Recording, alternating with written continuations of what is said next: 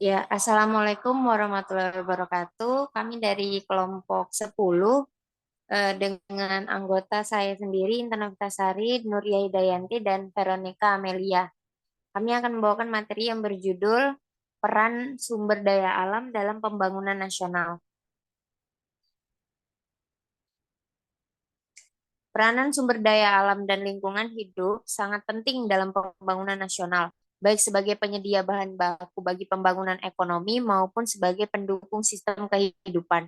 Sesuai dengan fungsinya tersebut, SDAL perlu dikelola dengan bijaksana agar pembangunan serta keberlangsungan kehidupan manusia dapat terjaga dan lestari saat ini dan di masa yang akan datang.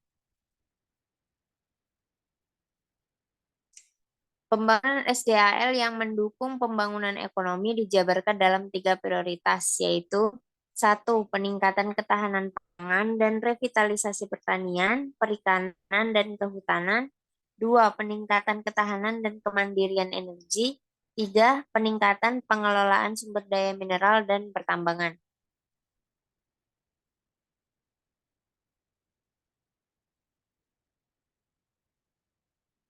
Selanjutnya, silakan, Prof. Pembangunan SDAL yang secara umum bertujuan untuk meningkatkan kualitas dan kelestarian lingkungan hidup ditekankan pada 4 prioritas, yaitu sebagai berikut. Yang pertama, perbaikan kualitas lingkungan hidup.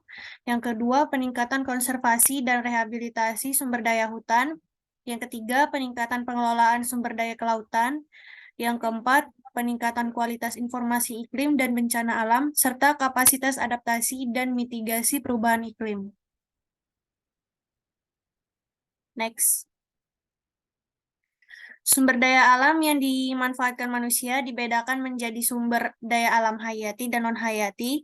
Sumber daya alam hayati berupa sumber daya alam yang berasal dari makhluk hidup, yaitu hewan dan tumbuhan. Sedangkan sumber daya alam non-hayati berupa air, udara, bahan tambang, dan sebagainya.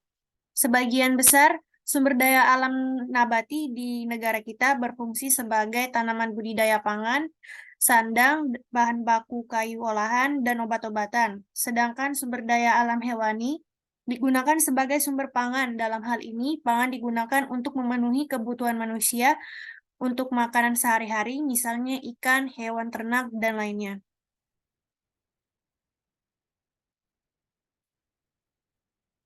Next, Nuri.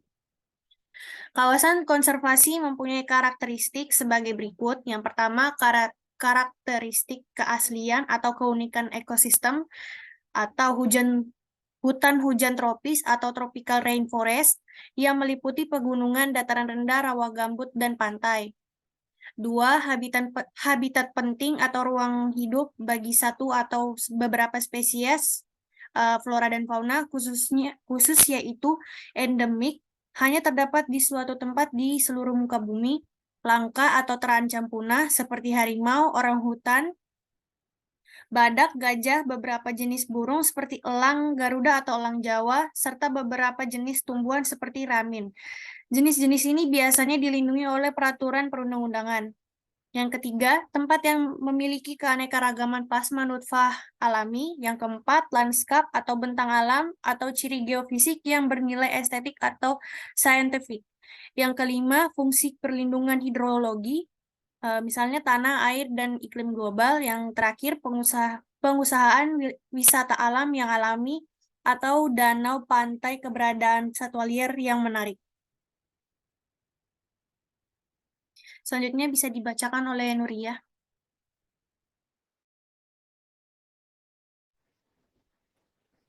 Konflik konservasi dapat muncul akibat hal-hal berikut. Yang pertama, penciutan lahan dan kekurangan sumber daya alam.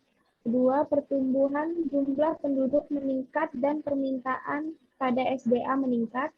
Tiga, SDA diekstrak berlebih atau overexploitation, menggeser keseimbangan alam. Empat, masuknya atau introduksi jenis luar yang invasif, baik baik flora maupun fauna sehingga mengganggu atau merusak keseimbangan alami yang ada.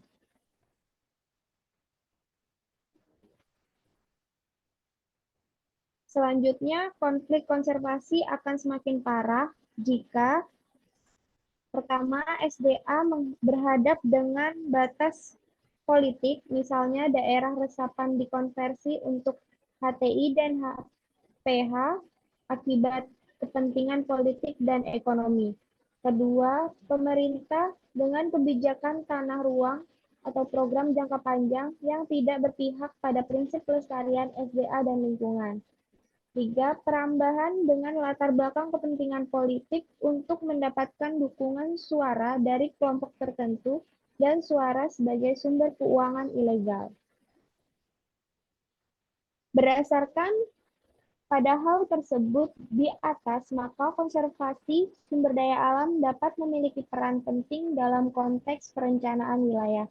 Sementara itu, pengelolaan SDA terus dilakukan untuk meningkatkan kualitas dan kelestarian lingkungan hidup. Upaya ini dilakukan melalui peningkatan kualitas sumber daya air, rehabilitasi, dan konservasi hutan dan lahan, pengelolaan sumber daya kelautan, serta peningkatan kualitas daya dukung lingkungan hidup.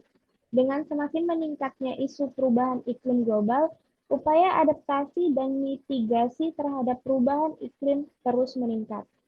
Sekian presentasi dari kelompok kami. Silakan untuk kelompok lainnya untuk bertanya.